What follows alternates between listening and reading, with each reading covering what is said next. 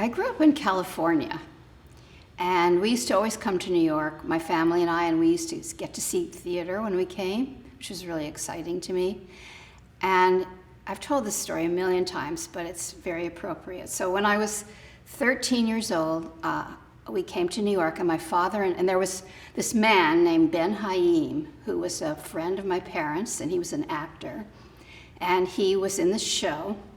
So my father and I went to see the show, and it turned out it was Man is Man by Brecht, and it was being done by the Living Theater. Of course, I'd never heard of it. And Joe Chaikin and Judith Malina were the two leads in it. And you know, I didn't know that like 10 years later I'd be working with Joe and learn everything I knew about the theater from him. But at the end of the show, we got to go backstage because you know, we were friends with Ben Haim. So we went back, and it was like a 2-show night. So they were waiting around for the next show. So Joe and Judith were in their underwear, which I think was how they started the show. And they were eating takeout out of, you know, this Chinese takeout. And I just looked at them and I was like, that's what I'm gonna do. That's exactly what I'm gonna do when I grow up.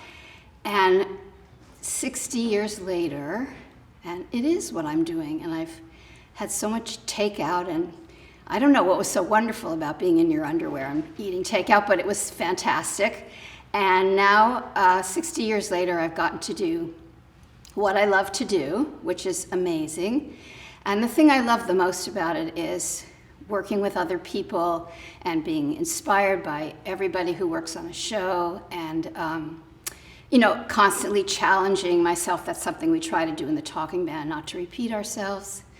So I also feel like it's a community, and so I really want to thank the Obie Committee and the American Theater Wing for like honoring me in this way, because for doing something I love, which is incredible.